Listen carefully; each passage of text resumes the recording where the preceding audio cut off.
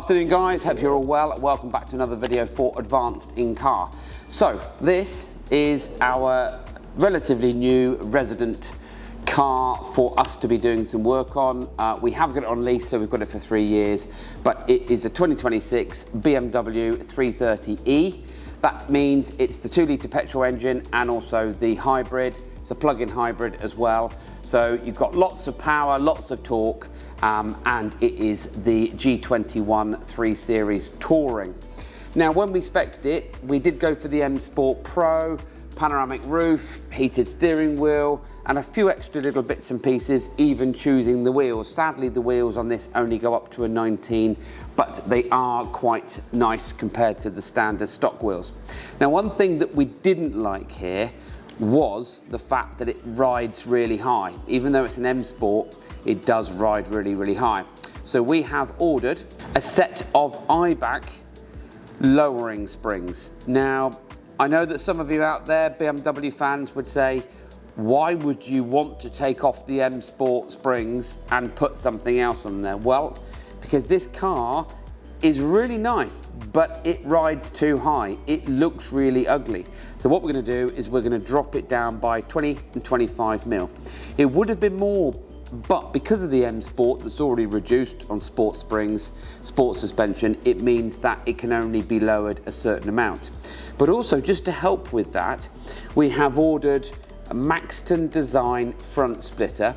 We looked at others. You could go down the road of AC Schnitzer and others, but we've only got the car for 3 years, and we need to be careful that we're not chucking thousands of pounds worth of kit on here just to make it look nice for what we're going to do to it. And this is just going to be sympathetic touches, cosmetic touches to make the car look a little bit nicer. So we've gone for quite a mean looking Maxton front splitter.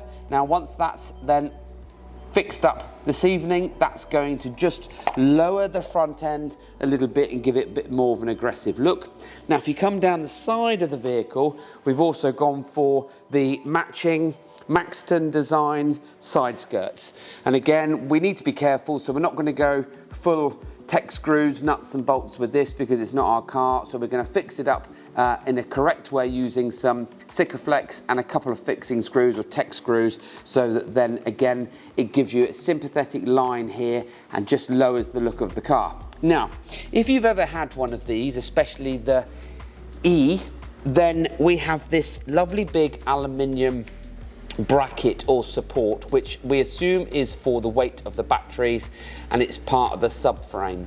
The problem is with this car is when you're looking at it side on from 4 or 5 meters away, the first thing you see is that, and it's not very nice. So once these are on and fixed up in place, then you're not actually going to see that at all. And because this is the M Sport Pro, got loads of gloss black on it, so we've got gloss black to go, all in keeping with the rest of the car. It's going to look pucker. So we'll catch up with you once we've done the fitting.